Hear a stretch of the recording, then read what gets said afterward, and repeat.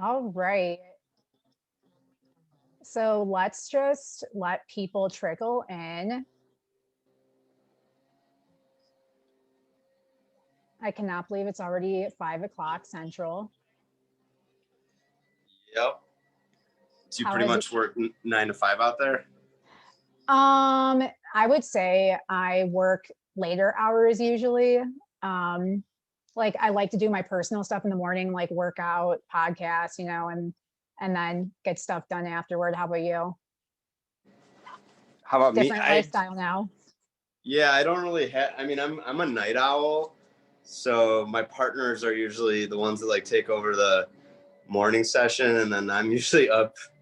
I mean, the past week or two, as business has ramped up, I've been up at like 8:30 every day. But I'm if in a perfect world, my like what do they call that? Your sleep pattern, my circadian rhythm, I believe is like I'm supposed to wake up at like 11 and then go to bed at like 3 in the morning. That's like my natural. I don't know. I work best from like probably like 10 p.m. to like 2 a.m. is when I'm I like in mean, my, yeah. that's not the first time I've heard something like that. I'm actually quite the opposite. Although I like to work later in the day and I'm more productive, like around like 10 to 3, I would say. Those are like the 5 hours where I'm like, I don't break for lunch. Like I can look at my screen, but I actually wake up at 6:30 in the morning. Oh and man. and yeah, and I do like, my personal things. And then yeah, work 10 to, 4 or so. I mean, obviously work after if I need to, but if I'm like good in a good place, then I start to get like sluggish at 4. Sure. Minus Uh, things like this, because like I love doing these types of events, of course. yeah. Sorry, she's gonna hop in and out here. What's your dog's name again? This is Dolly. She's just woke up from a nap, so I'll tell her to calm down, but she won't be a nuisance, I promise. I think others are loving that. Actually, yesterday I asked the entire team for photos of their dogs. Yeah. Everybody. I don't know. I don't trust people that don't like dogs. True. I mean, I am more of a cat person, but I swear, like, I like cats I, too. I'm a cat guy. yeah, it's just the thing is, I've never had a dog. I've never owned one. Like, I've never grown up with dogs or been near them, like, even with friends and stuff. So I'm just not used to that lifestyle. But I swear to God, you know how people go like baby crazy? I'm going dog crazy, like of all types. And living in Colorado in this building, there's a zillion dogs. And Sure. I swear to God, I have my favorites, like even on my floor. And every time I see them, I greet the dog first. And I'm like, oh yeah, Megan. And she's like, I didn't even know you knew my name. That's hilarious. Yeah, we got her at the start of quarantine last March. She's actually my first dog ever. So I've always been a dog person, but I had cats because like my mom never wanted the responsibility, and then my Right. dad collects like a ton of art and just I mean even having friends over at my house as a kid was like a big deal because I bet. he hated the liability. But man, I can't recommend getting a dog enough.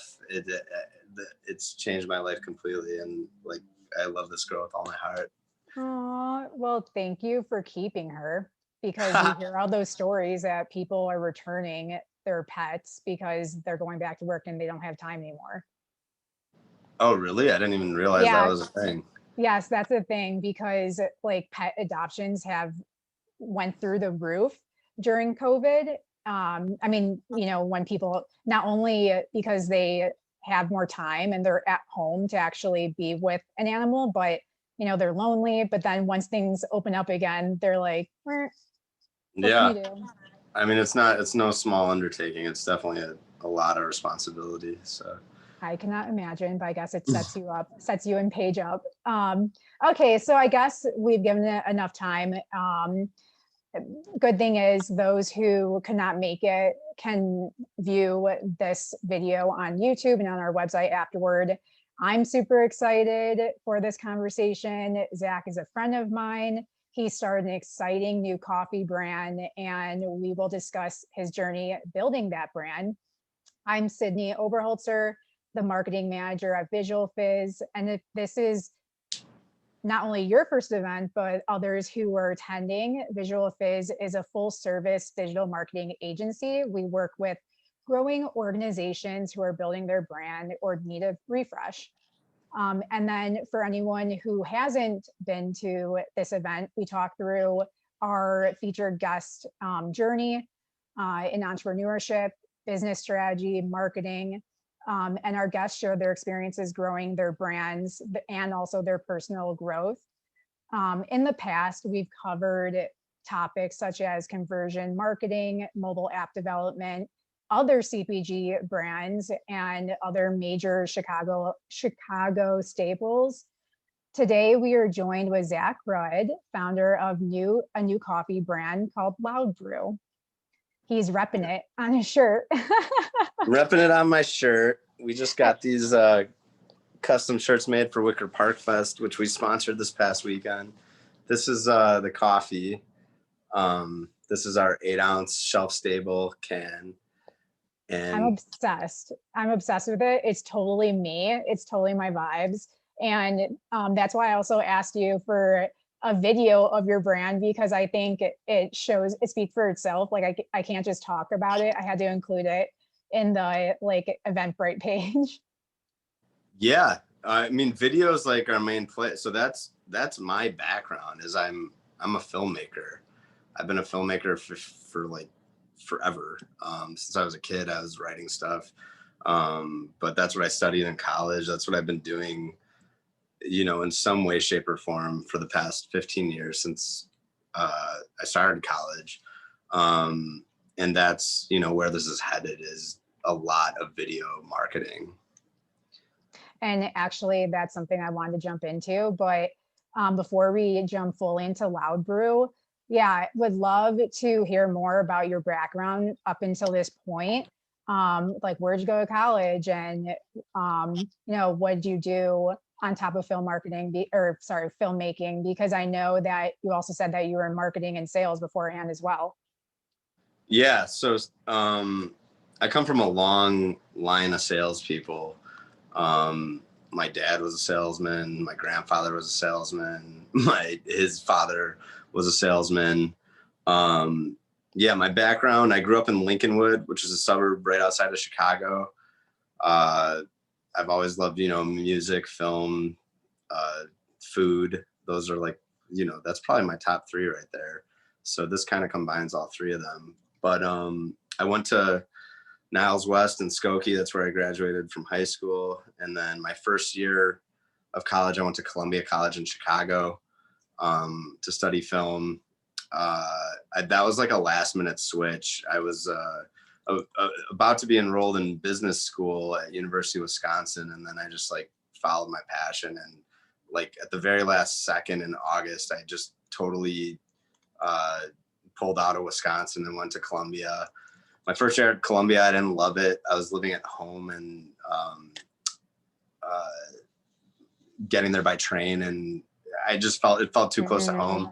And I also I wanted to be my own artist, and Columbia is like a great school. I found if you wanted to like find a job in the industry, like I always wanted to be the writer director, and I just didn't see a heavy path there with that. So I started looking at other schools, and I found University of Wisconsin-Milwaukee, and I went and visited. I talked to alumni, I talked to students there at the time, and it really, I really gravitated to it because in all my meetings with the staff there, they were just kept pushing about you being your own artist. They were ready to give you a camera the second you walked into the school and start shooting your own stuff. Where at Columbia, they're like, yeah, you don't really start shooting until your 3rd year. So yeah, I went to University of Wisconsin-Milwaukee. It's, there's a lot of, if you check out their film program, there's a lot of like really interesting alumni, and they really focus on you being the artist, from the second you get in and developing that skill. from there, like a lot of film students that especially graduated after the economic crash in 2010, I found getting a job nearly impossible at the time. I worked a bunch of odd jobs. I still to this day, I work in conjunction with my dad's and family's business. It's a corrugated box manufacturer. They make all of Loud Bruce boxes. It's been my family for 100 years. Well, that worked out. Yeah. So, and that's the sales side of me. Like even as a kid, my dad had me selling and cold calling and finding clients and things of that nature.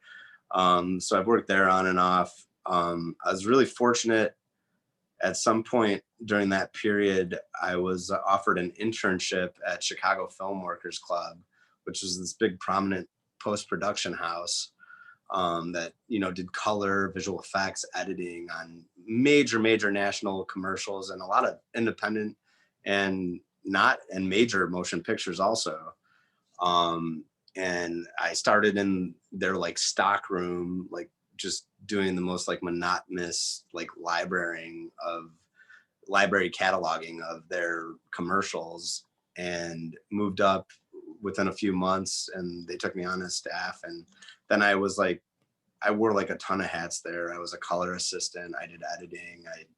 I did a lot of stuff there. And then after that, I moved to LA that I was just talking to you about. And I was really just chasing the filmmaker's dream. And I got a good gig. I was working, I was like producing these like little spots for Eli Roth, who directed Hostel and like some other horror films that you may or may not have heard of. But I found an opportunity like freelance producing little commercials for this like Facebook brand that he has. And I had other good opportunities that were coming up, but I found myself like really unhappy for some reason. And I kept asking like, why, like things are going good. I have a nice place. I'm like making it in LA. Like I see a path to getting to where I want to go. And it just like really struck me. I wasn't making my own stuff. I was not making anything that I wanted to make. And shit, like I think within like the next week or two, I realized that I had a huge network in Chicago, and I just moved back like immediately, and then started building from there, and made a ton of short films, a ton of commercials and things of that nature. And sorry, there's a guy on my patio that's using equipment, but I don't know if you guys could hear that, but yeah, then just a little bit, you're good.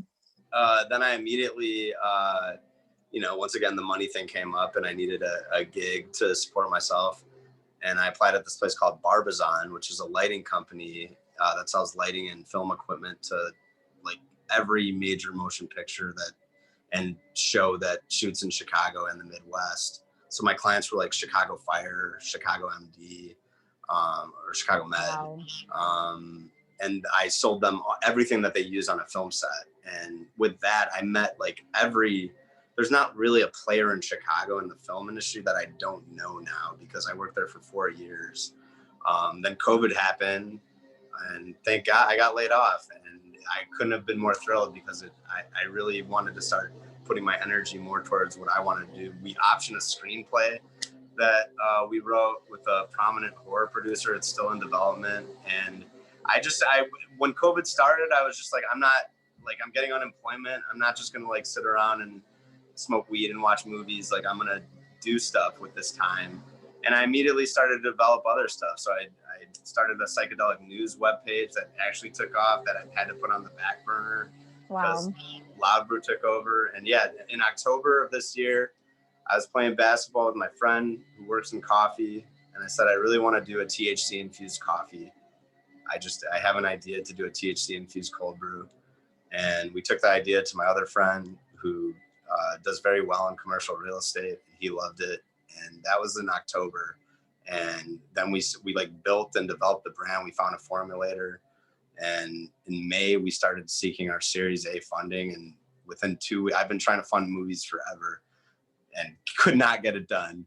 And within 2 weeks of starting a coffee brand, we were fully funded. Wow. Okay, so let's unravel that a little bit more. You just gave us a bunch, which is so cool. I cannot believe I didn't know, I did not know all of this about you, and you're like one of the coolest people I know now. So I'm tell not, but I have to tell Paige that.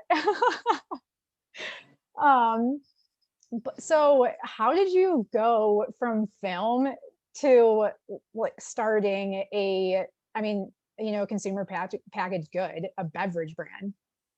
it was like two things. One, I didn't want to work for anyone anymore. I've been sick of working for people, and two, honestly, it was really just built on the frustration of not being able to fund films. The film industry has like totally gone belly up. Independent filmmakers can't make money on their movies anymore.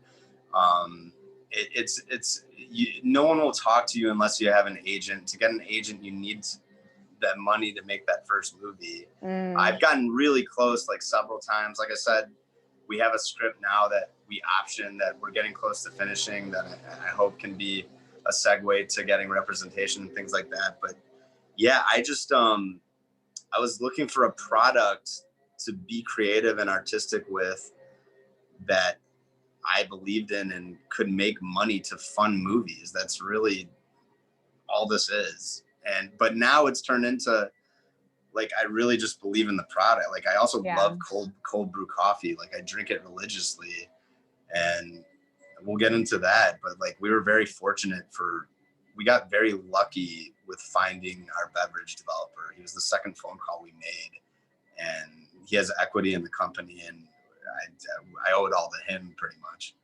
So like what gave you the idea to create this brand? Was it really just because you love cold brew? Yeah, like I said, it was the hybrid of that. It was the Mm, hybrid of wanting something, wanting my own product, not making commercials for others people's product, making commercials right. for my product in a company that I have equity in. So it was that, and I mean, yeah, it was. I loved cold brew, and honestly, in the beginning, it was. I really wanted to make a wheat infused cold brew. That's what I wanted to make. Hence the name Loud. Like my partner came up with the name Cloud Brew in our one of our early texts, and I was like, no, dude, Loud Brew. Loud is slang for pot. Like no questions. That's what we're naming. Yeah, like if you walk the streets of Chicago, like you'll hear people say like I got that loud, or if you smell pot, you'll hear them say, oh, who's got the loud? And so like it was like ding ding ding light bulb moment. The next day we trademarked it. We made an LLC, and I started working on the logo, and then the rest it just kind of unfolded really fast synchronistically where now I'm like sitting here and we're like starting to do well in a Right. really fast amount of time, and I'm like, am I in a simulation? I don't know. Hey, It's interesting. yeah, I mean, better believe it. I think it's such a great concept. And honestly, like, I love that you took like a bad thing that's happened and turned it around to your benefit. Like, I was the same way. Like, I took my newfound time to create something of my own. And I think that's awesome when people take the opportunity. What was the timeline then from idea to getting it on shelves in stores? Because I know you just recently got Yeah. it in a local store. Yeah, we're in a bunch of local stores already. Like we got our first batch of cans like within 2 weeks ago, Wow. and just walking in the stores and like a few like small network opportunities we had has now like brand like it's just going now. The timeline once again, this was an idea that was brought up in October of last year. So I mean, we're talking super fast. I don't. Wow. Yeah, we just moved. It's like all a blur. So it's been like 8 months. I don't know. Uh, Wow. yeah. Wow. So do you think like, well, I guess this is kind of like a no-brainer question, but I'm going to ask it anyways. Um, do you think by having like the background that you have and like now knowing that your parents are entrepreneurs that helped you make that leap? My parents aren't entrepreneurs, I wouldn't say. Oh, I thought you said No, my your dad, I love my dad's dad to boxing death. My business. dad, he took over, I mean, I guess you'd call him an entrepreneur. He took a failing box business and turned it around. I'd Um, call it that for yeah, sure. yeah, no, 100%. What was the question? I was just saying, do you think like growing up in that environment and also having your background helped you like make that leap and like start a business and like want something of your own? Yeah, yeah, totally. I mean, my dad will tell you, like, he's been trying forever to get me to like take over that business and work on it. And I'm probably still in line and probably will do it eventually too. Um, but everything they say about family business is true. Like him and I butt heads like so hard that in the business setting, and yeah, I wanted something of my own and I wanted to build it from scratch. And everything they also say about entrepreneurship and naysayers and doubters and people, like, it's incredible, this experience, like over the past, just seeing the change in people around me and their reaction to, like, as we grow with each step, from like this is going to fail to like holy shit it's working. It's been awesome. So other than butting heads with your dad a bit, what other like challenges have you come across in the past 8 months?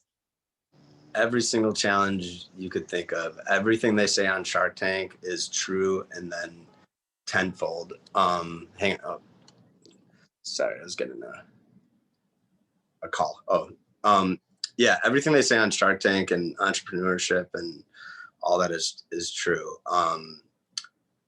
I mean, the adversity of just, I mean, even like fundraising.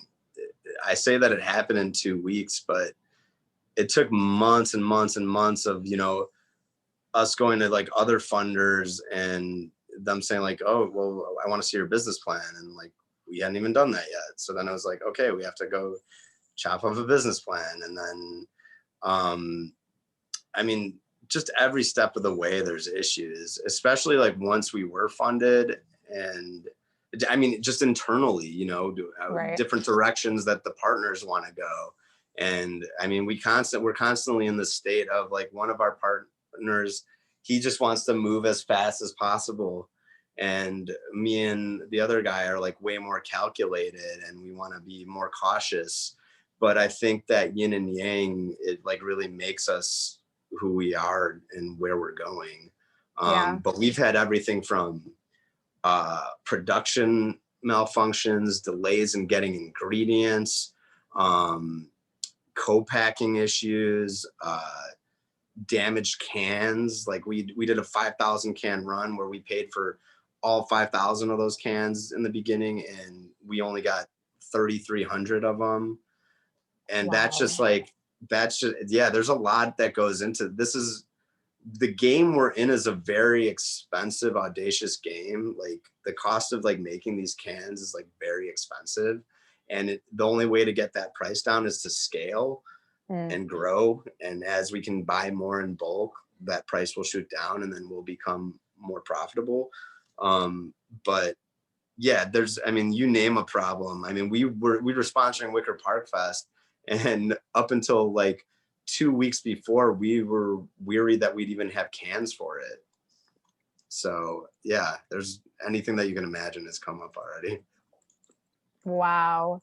Okay. And yeah, now that you brought up Wicker Park Fest, is that like part of the plan? Do you think that you're going to do more sponsorships and partnerships with festivals like that in Chicago?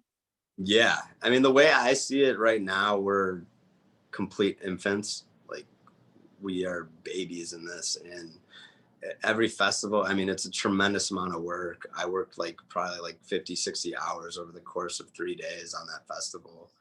And it was me, loading the cooler at the place, unloading it, getting wedged into terrible parking situations. And I mean, the spot hero that I had next to the festival, like my spot hero had a car in it when I got there, and I had nowhere to park at this filled festival where I had to like lug like these giant coolers like miles, like, and do like several trips, just things like that.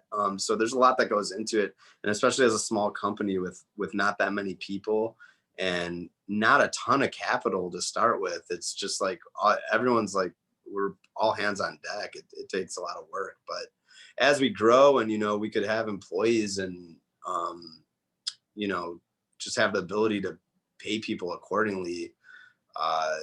Yeah, festivals, we want to do them all. It'd be a lot easier, but we're at the ground floor right now. Yeah. What else has been part of the like go to market plan? Anything, I mean, I know you mentioned video marketing, which I think is incredible because it's a great way to show the brand and the personality of it. So if there's anything else, or if you'd like to talk about that a little bit, I'd love to know more. Yeah, we have so I have probably like 50 to 60 Loud Brew commercials already written. Oh, Um written. I'm like recorded and no, edited and written. Yeah, finalized. everything. No, like I want to do, you know, big budget, awesome commercials. We have one that we're shooting this month that I'm really excited about. I mean, it's not a big budget. When you're, once again, every step of the way in this is penny pinching and figuring out how to scale until we do Mhm. that next capital raise. But yeah, video is a huge thing because that's where my heart's at, and that was a big reason this even was an idea ever. So yeah, we have a lot of video commercials coming up. We're going to start doing farmers markets. We're doing a virtual farmers market now, Wow. where yeah, people, our stuff is like embedded with um, other suppliers at these farmers markets. And yeah, we might do another festival the end of this month. And yeah, I mean, sky's the limit. Like everything you see the other major brands doing, will be doing too. What do you see as the biggest opportunity against all these other brands? Um, I mean, I think we're a disruptor. I think the name says it all. We kind of don't take ourselves too seriously. It's about having fun and drinking good coffee.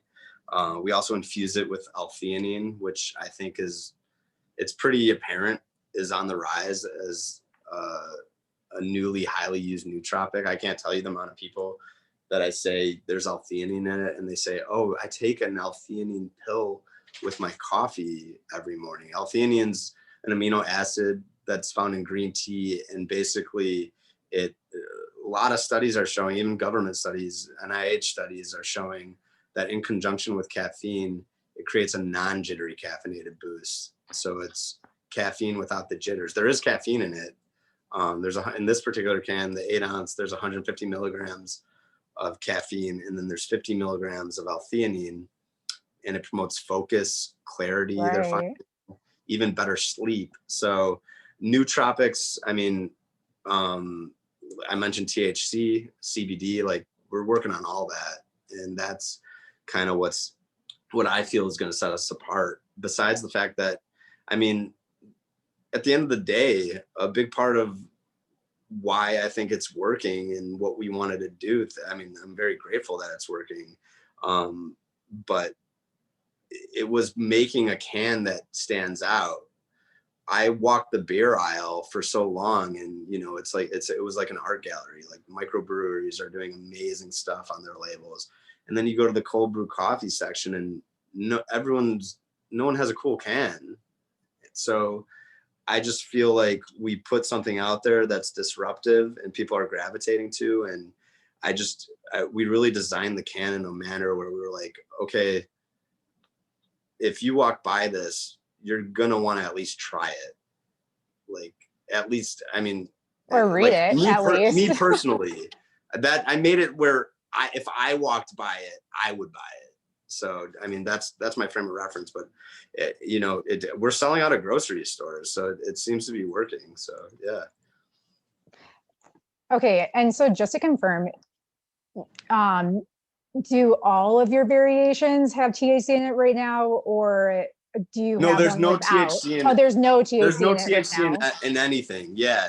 No, yeah, let me That's what I thought, because I'm like, wait, hold on a second. I didn't know there's THC in there.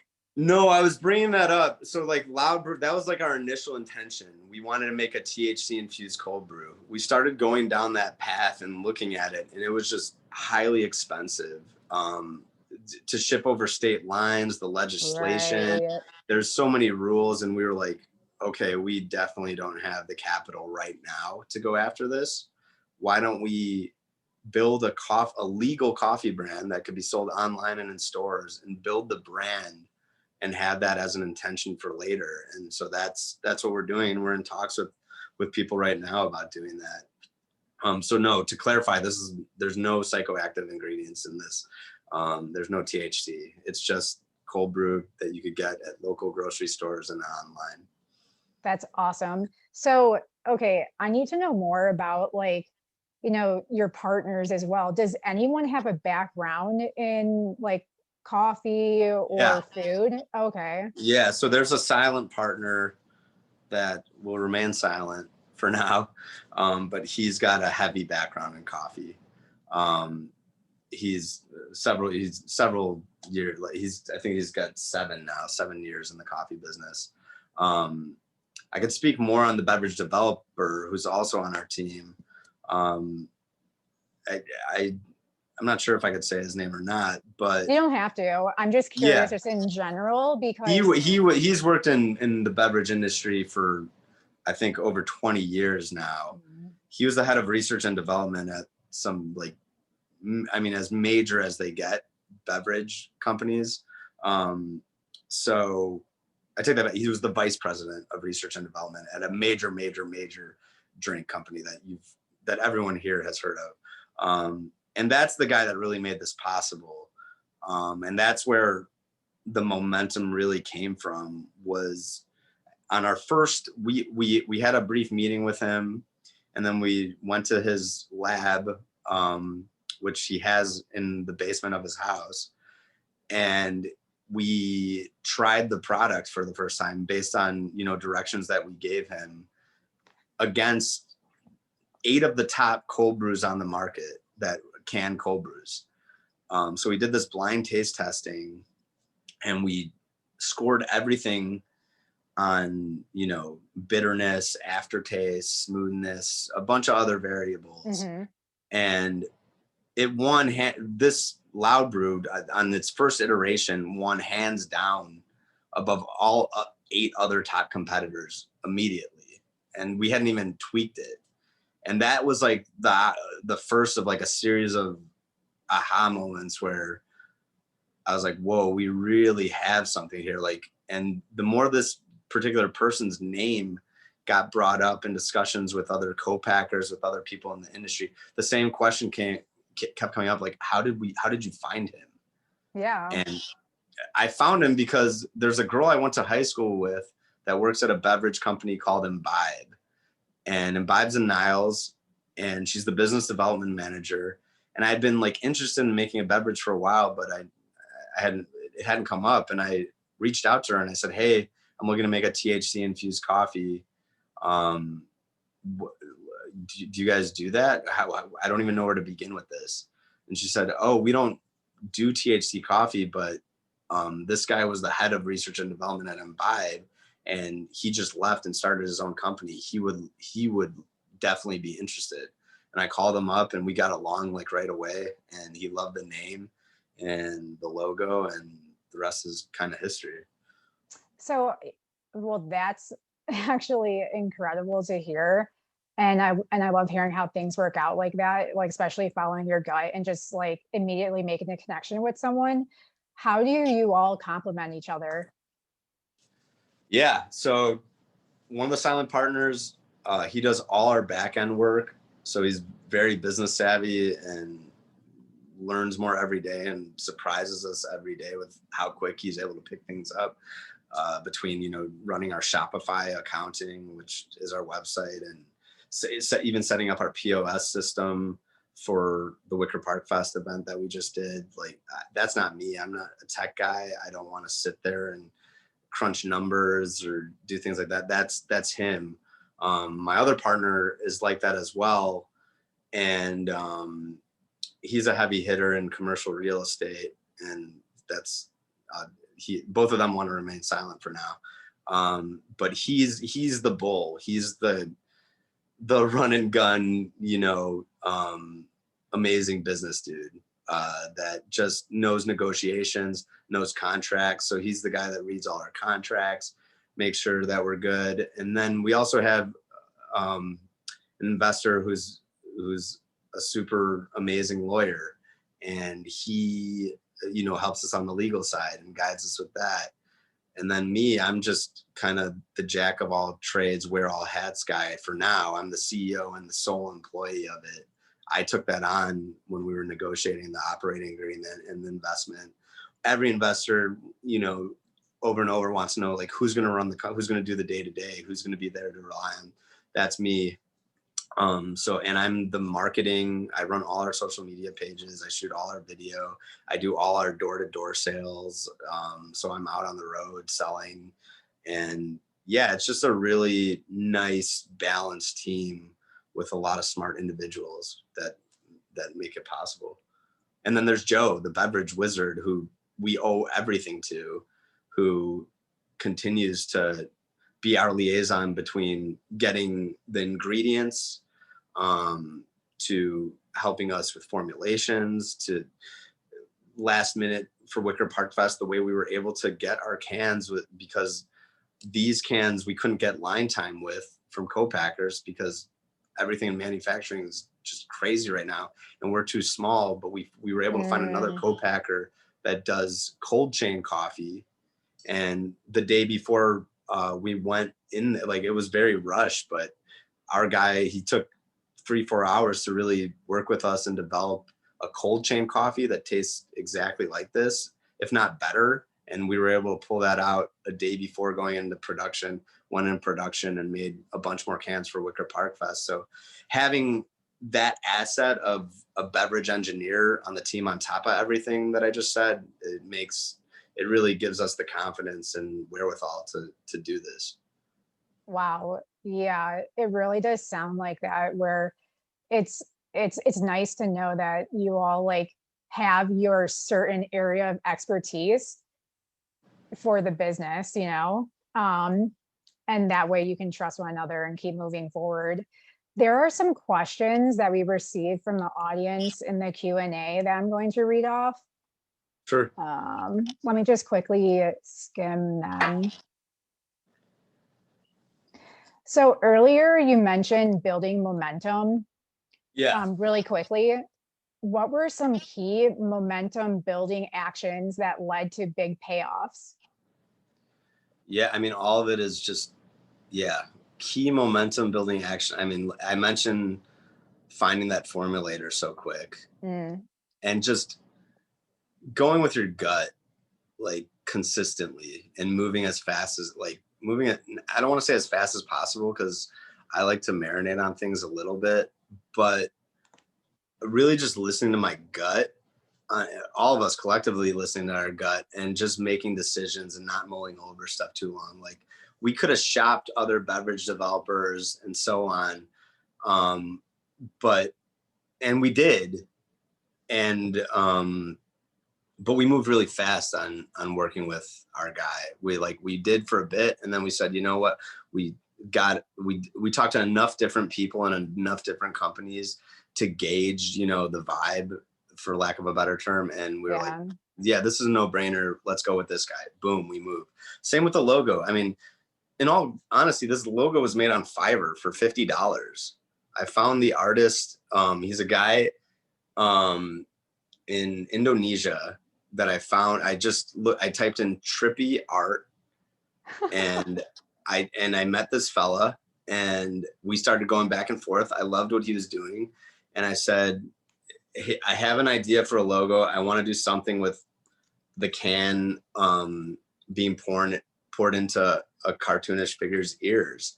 And this is the first thing he turned around and sent back to me. And everyone had a response to it. Everyone still has a response to it. And like, one potential investor last week was like, I like the beverage. It tastes amazing, but I don't understand. No one understands the logo and the branding and whatnot. And I'm like, perfect.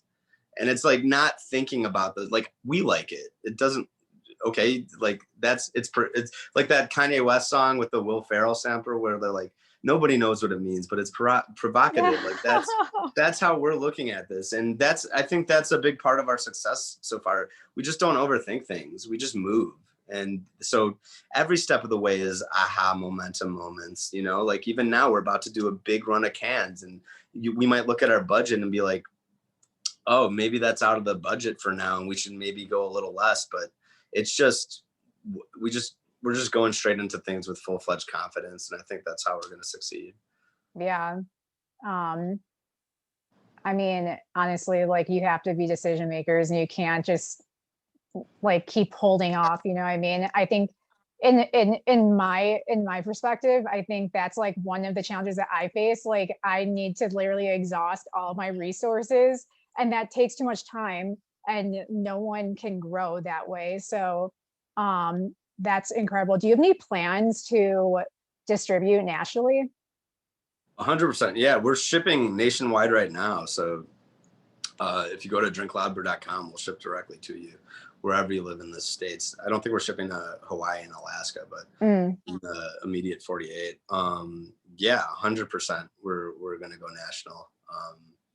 Yeah, hopefully global. I mean, yeah, absolutely. What's like the vision? What's your ideal scenario? Are you looking to be part of another major brand or what's your goal?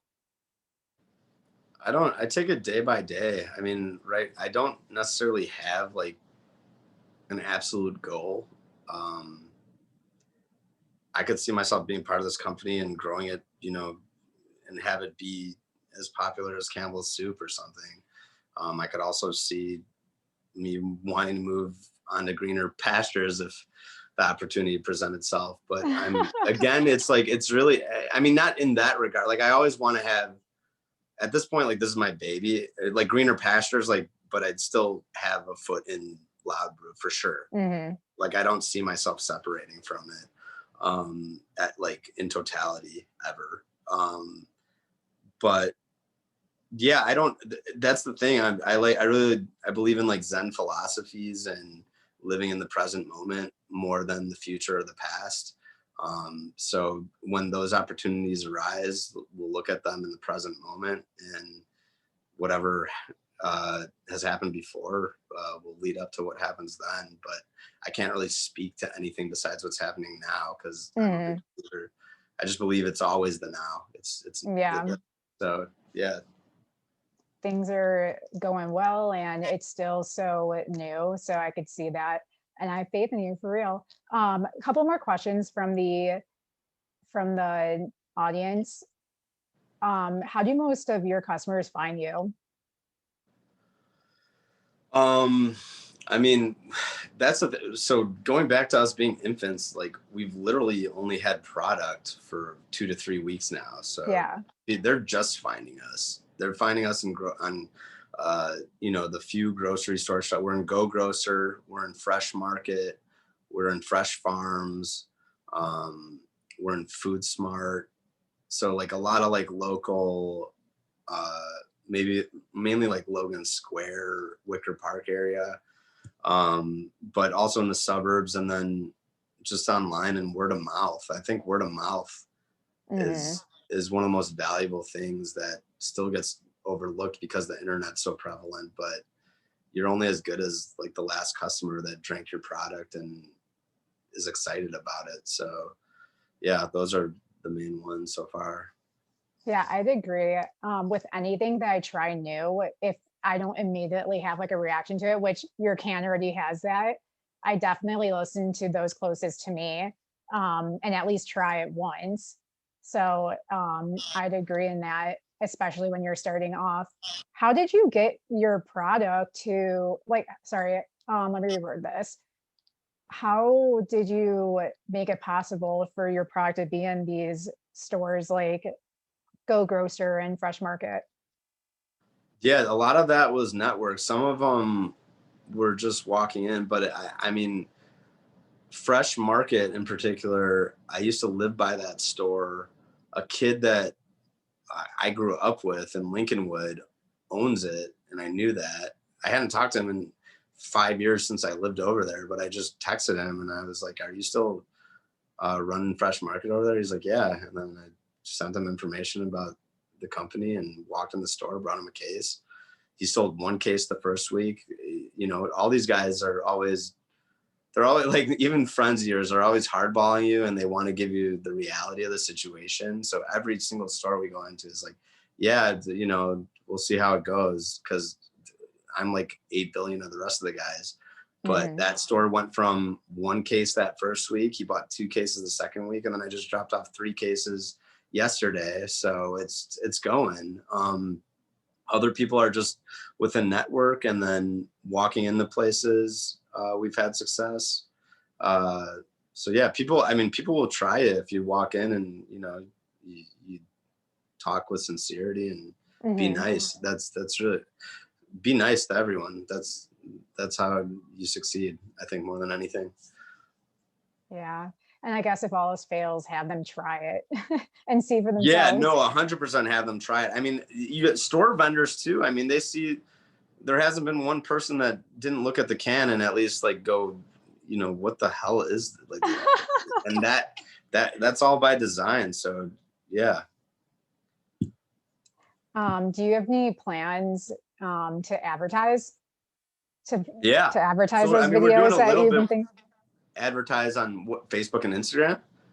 I guess in general, like with all the video that you're planning out. Yeah, no, I mean, YouTube, Facebook, Instagram, TikTok, all that. I mean, Wicker Park Fest, that was pretty much just advertising. We did a lot of sampling, just getting the name out there, and brand awareness is key. So yeah, we're doing as much as we can as far as advertising goes. The inventory thing had been holding us back from going to balls to the wall with it, but Yeah. now we're very close to obtaining a ton of inventory. So yeah, cans in particular are real, like actual metal cans are like hard to get right now. So that's another thing that's at play with us. But it seems like we're right around the corner from having a bunch of inventory, and then you should see a lot of new advertisements from us. What platforms would you say are the most successful and highest performing for you? Instagram's doing really well. Facebook, I haven't been going as hard on that. TikTok actually was doing really well too. It's right now, the hard part is just time. Like I'm boots on the ground. I'm doing logistical work. I'm doing drop offs. And then on top of that, I'm doing all the marketing. I'm doing all the Instagram and following people and commenting and sending out sample cans to influencers and things like that. So time is the main thing impeding Mm-hmm. a lot of advertising, but hopefully I'll have some more now that Wicker Park Fest took a lot of time, but now I should have more time to delve back into that. Right. How do you feel about TikTok? I like TikTok. I mean, it's enjoyable to me. I definitely have spent some days way too long scrolling on the thing, but I think I like I mean, as far as film editing and like what you can do in a very short amount of time on TikTok, Mm-hmm. it's incredible. I mean, that's stuff that, you know, I used to have to shoot, upload to my computer, True. put it in an editing software, sit around and putz around forever, then export it. Now you could do that all in like 5 seconds on TikTok, and it's only getting better. So no, I think TikTok's an amazing platform, and I think it's only going to grow. And I want to get more stuff on there. But the issue I have with TikTok and their editing and whatnot is I hate that when after you put the video on TikTok, and you download it to your phone, the compression seems to make it like a little crappier.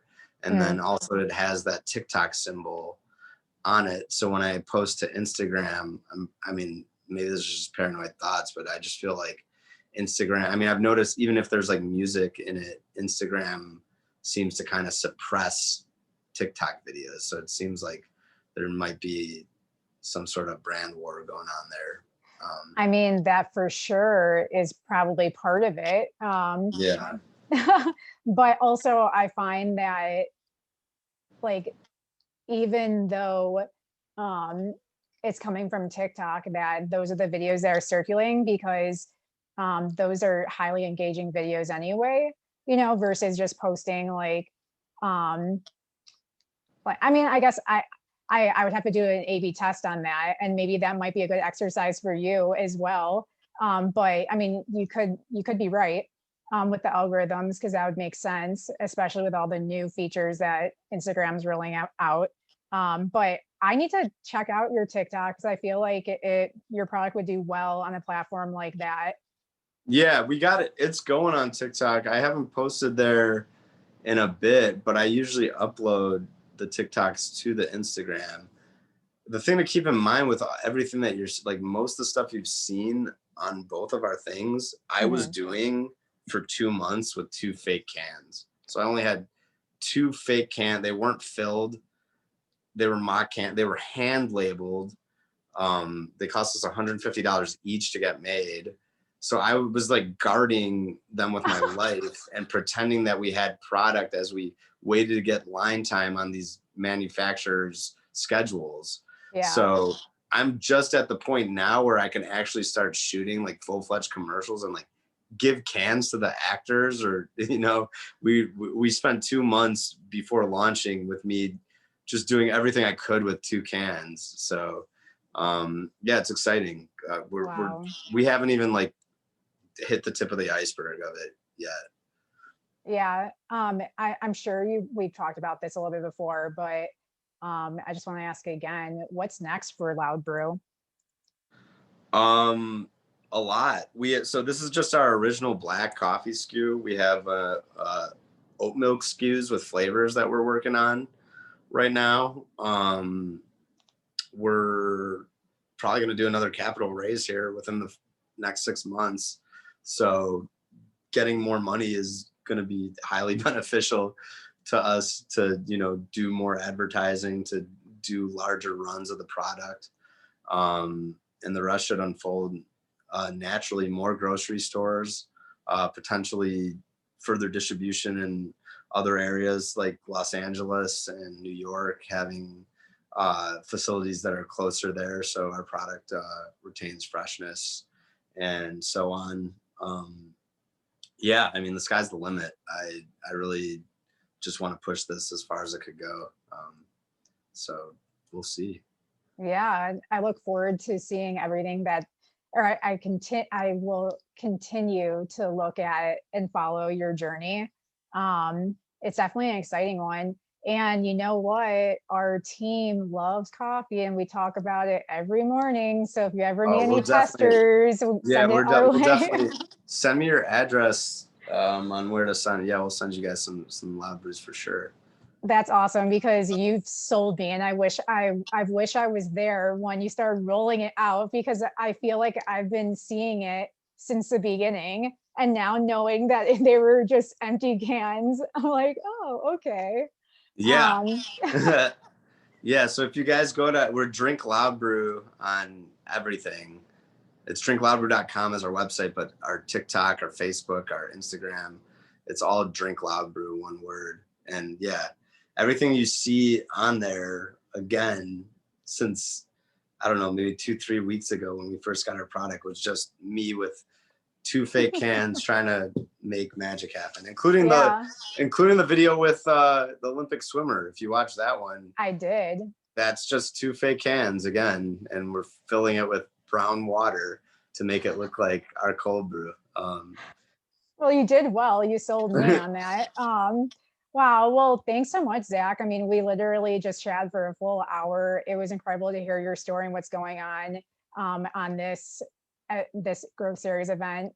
Again, after this, for those who weren't able to attend, and for those listening, we'll have this recording on our website soon, and also our YouTube channel.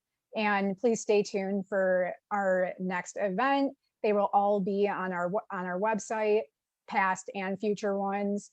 And after this, if you have a topic or guest recommendations, please fill out our survey. Again, I'm Sydney and this is Zach. Thanks for joining us, Zach. No problem. Go to drinkloudbrew.com. Shameless promotion. If you want to try some really amazing coffee. It's not bitter. It's not tart. We developed it to be extra smooth. And once again, it's infused with L-theanine for focus, clarity, and a non-jittery buzz. You got Thanks, me. guys. See ya. Bye, guys.